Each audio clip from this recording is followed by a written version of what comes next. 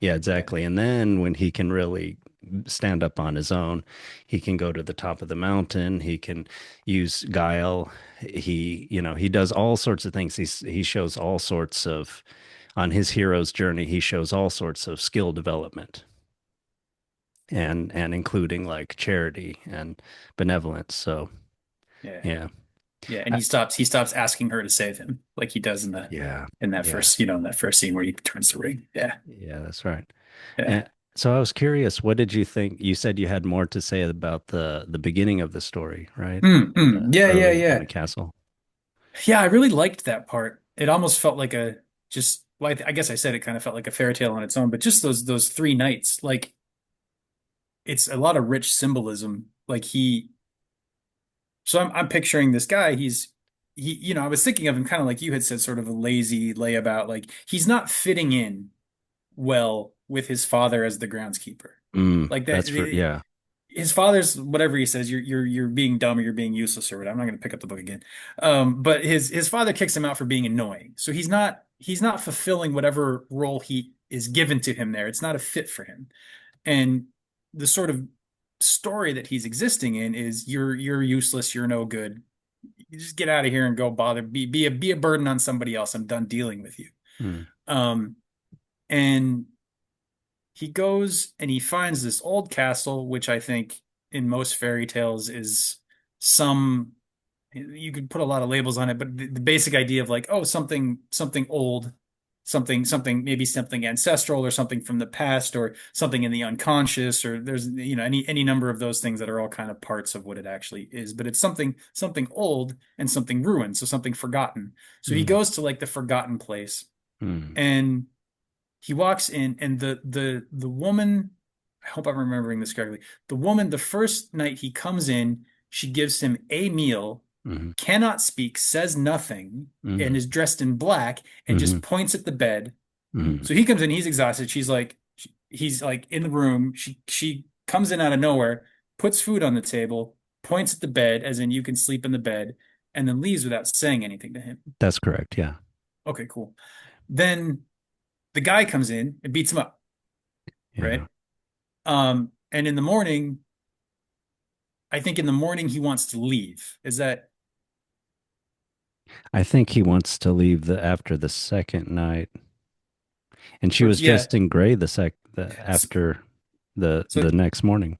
yeah. So the next morning she appears this time in gray, and she brought him food and drink for the entire day, Hmm. but she didn't say a word. Yeah. Um, so this is like the second day before the second night, and so you see like whatever.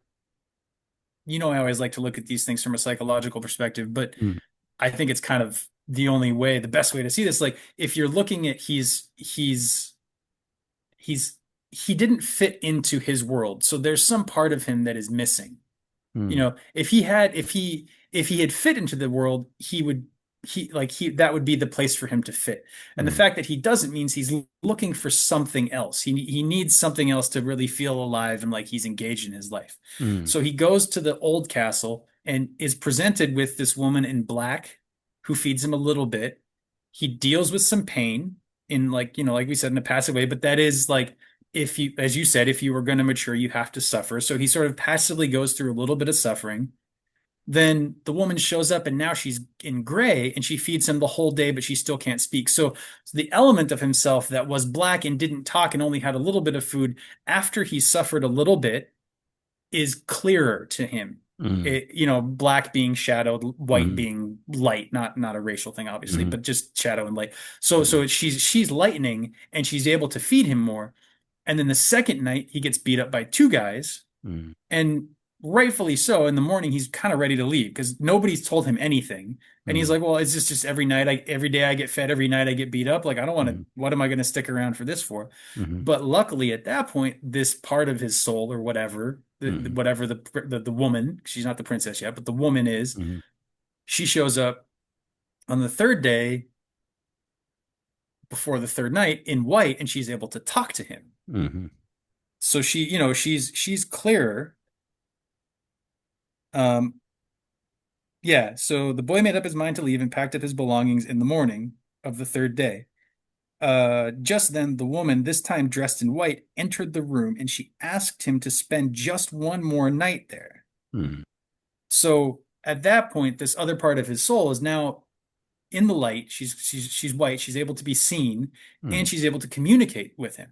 mm. So it's no longer just this like mute part of your soul, there's just this thing you're feeling, like there's actual communication happening.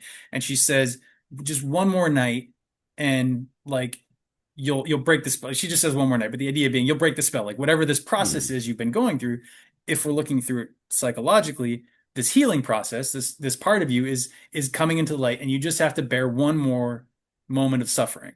And Yeah. the third one is the most intense, and three guys come in and they throw him up in the air. And so he's very disoriented. He's getting beat up. He's not Yeah. just getting Yeah. punched in bed. He's like getting thrown around the room. Yeah. And in that disorientation, the woman shows up with lightning and thunder and chases the guys off. Right. Right. Yeah. I forgot So to it's mention that. Yeah. fair enough. Um, no worries. But on a psychological level, the way I'm thinking of it is like, these negative voices, these things that beat us up, that keep us small, as we sort of bear them and not give into them, um, parts of ourselves can become clear. It's kind of a maturation process, and it's a bringing of maybe a more feminine element into Franz, into the hero. So he's sort of reuniting with some part of himself there. Mm. And just as like he's almost ready to leave, and she says one more time, so there's this like, oh, can you just make it through this last trial? And then the last trial is super intense, and it's like three times as hard as what he started out with, and why is this Mhm. so difficult? And he doesn't know what he's doing. And like I can recognize that from my own life, that there are moments where I feel completely lost and I feel disoriented by what's going on. And I think for her, because there she shows up and she rescues him, right? And she chases off the sort of the dark men that have been harassing him, the sort of shadowy figures. She's now differentiated enough out of his shadow material to be this sort of savior figure for him. And they unite. They're betrothed or whatever it is. They're married. I forget exactly what happens, but she's turns out she's the princess. It's her Mm. castle. There's a belonging. He now belongs in the castle. Mm. And you see him change from the son of a groundskeeper who doesn't fit in to this handsome prince who everybody is jealous of, who is able to represent himself outwardly in this great way. So he's like made something of himself through bearing this suffering, but when it comes time to stand up for himself, he still wants to be rescued, just like she rescued him in the castle. So it kind of creates this mirroring of like, okay, now you have to be active in the outward world in an Oh yeah. active way, and give up your arrogance, and give up your, stop holding on to these things that weigh you down, and be humble and be giving. Yeah. So you can sort of have to learn the second lesson of how to be in the world after you've been in the ancient castle and been reunited with these lost parts of yourself. Then you have to learn how to enact those parts in the world without falling back on being a child, without falling back on immaturity and being rescued and being saved all the time.